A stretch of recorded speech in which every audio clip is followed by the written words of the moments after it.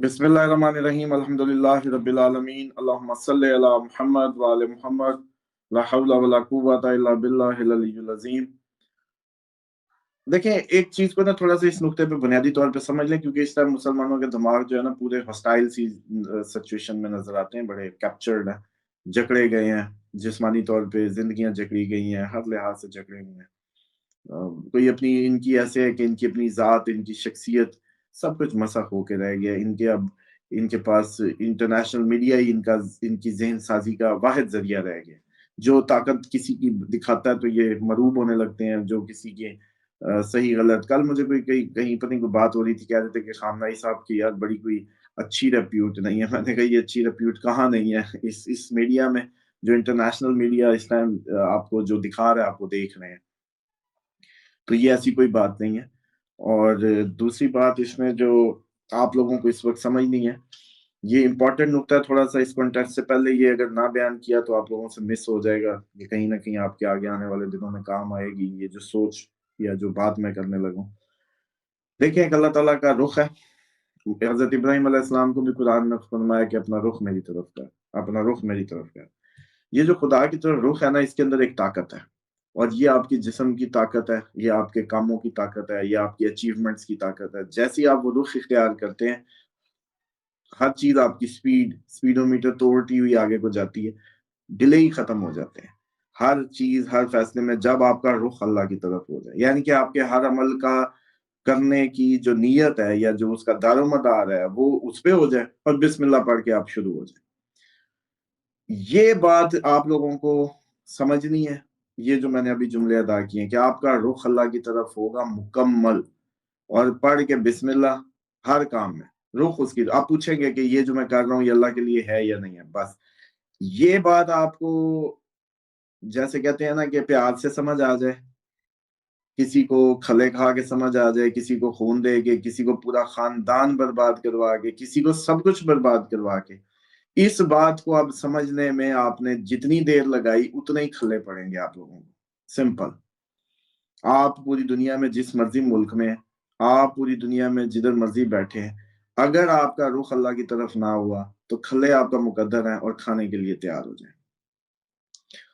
उसके बाद जो अब आपने सूरत हाल की तरफ मैं आ जाऊं कि ये जो सूरत हाल बिल्ड हो रही है, ये एग्जैक्टली वो रिपोर्ट्स हैं जो जानबूझ के लीक्स की जाती थी ग्रेटर इसराइल की, और वो सारी कहानियां और वो सब, और जो बताया जाता था कि दुनिया कंट्रोल हो रही है वन वर्ल्ड ऑर्डर के तहत, चंद खानदानों के तहत। वो सारी कहानियां आप लोगों ने सबको पता है अब तो।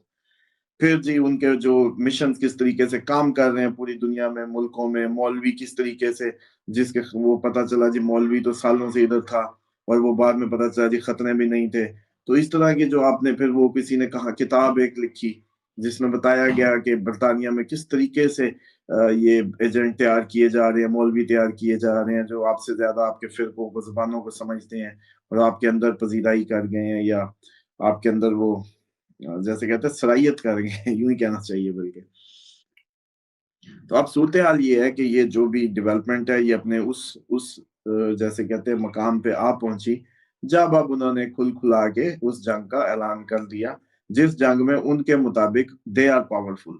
और अब उन्होंने पूरी कैलकुलेशन कर ली। ये ईरान का हमला कोई आज का थोड़ी था, ये तो बड़े अरसे का पेंडिंग था। ये जब तक सारा उन्होंने कैलकुलेट नहीं कर लिया, जब तक उन्होंने सऊदीया को वीकर सिचुएशन में नहीं देख लिया, जब तक उन्होंने यमन की हालत, लबनान की हालत, मिस्र की हालत, सबकी जब तक हालत उसने देख ली कि जो भी इनके जरिए या इनके इन्फ्लुएंस से जिस कमजोरियों का शिकार हो चुका, उसके बाद आखिरी रिजॉर्ट के तौर पे ईरान खड़ा है। ये गिराने के बाद पाकिस्तान है, और बस खत्म।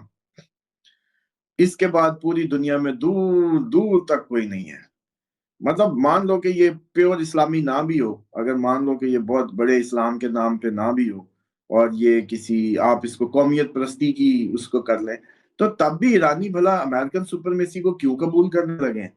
मतलब वो तो पुरानी कौम है जो अरबों से लड़ती आई, पुरानी कौम है। अगर उसको कौम के नजरिए से भी देखो, रेसिज्म के नजरिए से भी देखो, तो वो क्यों इनको अपने ऊपर आने देंगे किसी भी अंदाज से? और रजा शाह को जो लाने का मकसद है वो भी यही है, ताकि वो जो इनसे जान छुड़ाई जाए और दिखाया जाए कोई कोई अंदर का बंदा हमारे साथ है, और उसके जरिए हम ये सारी गेम कर रहे हैं। اور اگر رضا شاہی نہ رہے تو مورا گیا، کس کو رکھ کے کھیلیں گے؟ میزائل بم جتنے مرضی مار لیں، قومیں تو ہاسٹائل نہیں ہوتی یوں میزائل اور بمبوں سے جو پوری قوم ہو۔ اس کے بعد آپ کا پاکستان کا جو نمبر ہے، پاکستان دنیا کا اس ایران کے بعد ڈیفینیٹلی یہی ایک رہ جائے گا جس کو لوگ پکاریں گے مدد کو، یا ابھی بھی غزہ میں آوازیں کس کی نکلتی تھی؟ حماس کے رہنما آپ لوگوں کی طرف کیوں دیکھتے تھے؟ وائے؟ آپ ان کے ہم زبان نہیں تھے، آپ ان کے ہمسائے بھی نہیں تھے، آپ کون تھے بھئی؟ وہ ادھر سے دور پار ہند سے کوئی ملک، تو ان کے ہمسائے کدھر گئے؟ وہ ارد گرد والے سارے ان کا کیا میٹر تھا؟ وہ ادھر سب کیوں نہیں جاتے تھے؟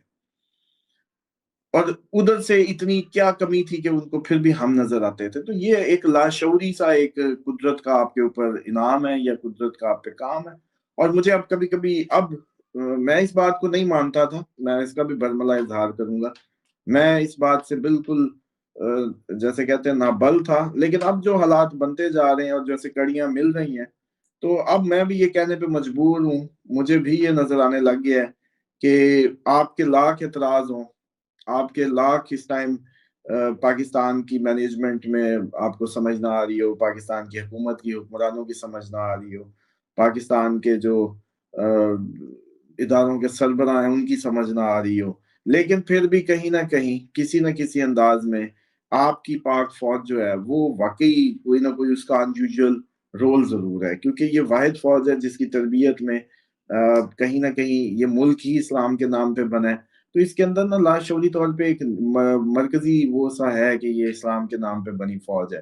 بے شک اس کو مس یوز کر لیں، بے شک اس سے جو مرضی اس پہ الزام لگا لیں، جو مرضی کر لیں، لیکن اس کے اندر بنیادی لاشعوری جو اس کا نعرہ حیدری ہے، اس کا نشان حیدر ہے، اس کا یہ ساری کڑیاں کہیں نہ کہیں مستقبل کے لیے اس کے اندر ہیں، چپ لگی ہوئی ہے۔ یہ چپ نے جب حالات نے اپنا رنگ بدلنا ہے تو اس نے بھی اپنا رنگ بدل لینا۔ اور بلکہ ایک میں آپ کو اس کے متعلق کل کہیں ذکر ہی ہو رہا تھا تو کوٹیشن تھا، حسن نصر اللہ صاحب نے کسی صاحب کو کہا، نام نہیں لیتا، حسن نصر اللہ صاحب نے کسی صاحب کو کہا، پاکستانی ہیں، پاکستانی پولیٹکس میں بھی ہیں، ان کے قریبی بھی تھے، انہوں نے ان کو کہا تھا کہ اپنی قوم کا خیال کرنا، ایک وقت آئے گا کہ جب اس کی فوج کو اور اس کو جو ہے متنازع بنا دیا جائے، قوم اور فوج کو، تو تمہیں تو پتا ہے نا کہ یہ فوج عام فوج نہیں ہے، تمہیں تو پتا ہے نا، تو تم نے اس وقت اپنی قوم کو بچانا ہے۔ یہ ان کے ورڈز ہیں، حسن نصر اللہ صاحب جو شہید ہیں ابھی، یہ ان کے ورڈز ہیں فوج کے لیے، پاکستانی فوج کے لیے۔ انہوں نے کہا یار لوگ آتے جاتے رہیں گے، جس نے آنا ہے وہ آ جائے گا، بندے بدلتے جائیں گے، کمانڈ بدلتی جائے گی، اس کے چکر میں بالکل اپنی قوم اور اس کے درمیان میں کچھ آنے نہ دینا، لوگ بدل جاتے ہوتے ہیں، لیکن تمہیں تو پتا ہے نا، ان کے یہ انداز جو ہے نا کہ تمہیں تو پتا ہے نا کہ یہ فوج جو ہے یہ عام فوج نہیں ہے۔ اب آپ بتائیں کہ حسن نصر اللہ ایرانی فوج کو یہ نہیں کہہ رہا، پاکستانی فوج کو کیوں کہہ رہے ہیں؟ حسن نصر اللہ مجاہد تھے، تہجد گزار تھے، حزب اللہ کے سربراہ تھے، اس حزب نے ساری زندگی شہید اٹھائے، شہادتیں دی، ساری زندگی ایک جہاد میں گزاری، کوئی دنیاوی مال کا لالچ نہیں، کوئی کچھ نہیں۔ وہ ان کا یہ کہنا کہ یہ فوج عام فوج نہیں ہے، اس کا تمہیں تو پتہ ہے نا، اور یہ باور کرانا کہ بھائی اس کا خیال کرنا اس وقت میں، تو یہ جو بات ہے یا یہ جو چیز ہے، اس بات کو اب جا کے یہ جو جس حالات میں اس وقت موجود ہوں، جس حالات میں اب ہم چیزوں کو دیکھ رہے ہیں، آپ کو پتہ ہے 3-4 جگہیں امپورٹنٹ ہیں جن کو روایات میں بھی اس میں بتایا گیا۔ یمن کا ساتھ دینے کا حکم ہے، یمانی سید کا، بلکہ اس میں 3-4 چیزیں ایڈ ہی کر لیتے ہیں، تھوڑی سی اس میں سمجھ آ جائے گی لوگوں کو، کہ ایک تو یمانی کا خروج، سفیانی کا خروج، آسمانی ندا، مدینہ اور مکہ کے درمیان بیضا نامی زمین کا دھس جانا، نفس زکیہ کا قتل ہونا، یہ 6 چیزیں امام علیہ السلام کے ظہور سے بالکل متصل ہیں۔ اب اس میں یمانی سید تو اس ٹائم جو سید ہیں اور زیدی جو یہ حوثی ہیں انہی کی طرف یہ اشارہ ہو سکتا ہے، اور خراسانی کا جو ہے وہ اس ٹائم آپ کے یہ خامنہئی صاحب ہو سکتے ہیں۔ سفیانی کا نکلنا جو ہے وہ امپورٹنٹ ہے، اگر یہ جولانی جاتا ہے تو رجب کا ہی مہینہ ہے، یہی مہینے اور یہی دن امپورٹنٹ ہے۔ اور اب کل امریکن جہازوں نے پھر حملے کیے ہیں شام میں، امریکن جہازوں کا شام میں حملہ، اگر جولانی کا سر جاتا ہے اور جو اس کی جگہ آتا ہے اس کی نشانیاں پھر پوری ہوتی ہیں، تو پھر آپ یہ سمجھیں کہ پاک فوج ہی وہ فوج تھی جس نے پہلے بھی جا کے اسرائیل کو نشانہ بنایا تھا. اب آپ کے لیے یہ بھی اطلاع ہے کہ آذربائیجان جو ہے وہ اڈے بھی آپ کو دے رہا ہے اور آپ ادھر جا رہے ہیں. اور امام نے یہ بھی کہا تھا کہ آذربائیجان ہمارا ہوگا، آذربائیجان ہمارا ہوگا. اور پاکستان کے اس وقت جو آذربائیجان سے مراسم ہیں وہ انیوژلی بہت ہی جیسے کہتے ہیں انیوژول ہیں اس وقت، اور وہ پہلے کبھی بھی نہیں تھے. یہ دیکھیں یہ ڈیولپمنٹ کیسی ڈیولپمنٹ ہے. تو اس سب کے تناظر میں جو ہونے جا رہا ہے وہ یہ ہے کہ موسٹ پروبیبلی چانس یہ ہے کہ ایران میں صرف اور صرف یہ جو اب جنگ شروع ہو یہ سول وار کی کنڈیشن میں بدل جائے اور امریکہ اپنے مشن میں فیل ہو جائے. سول وار میں بدل جائے اور امریکہ اپنے مشن میں فیل ہو جائے. اور ادھر سے لیکن یہ تب زیادہ پاسبل ہے کہ یہ رجب کے دنوں میں ہی جولانی جانا چاہیے. رجب کے دن جتنے بھی ہیں انہی کے اندر رجب کا مہینہ عام مہینہ نہیں ہے. جو پریڈکشنز کی اس میں روایات کی اس میں یہ بڑا امپورٹنٹ مہینہ ہے. رجب سے ہی سب چیزوں کے جیسے کہتے ہیں نا ان سب کا شروع ہونا ہے.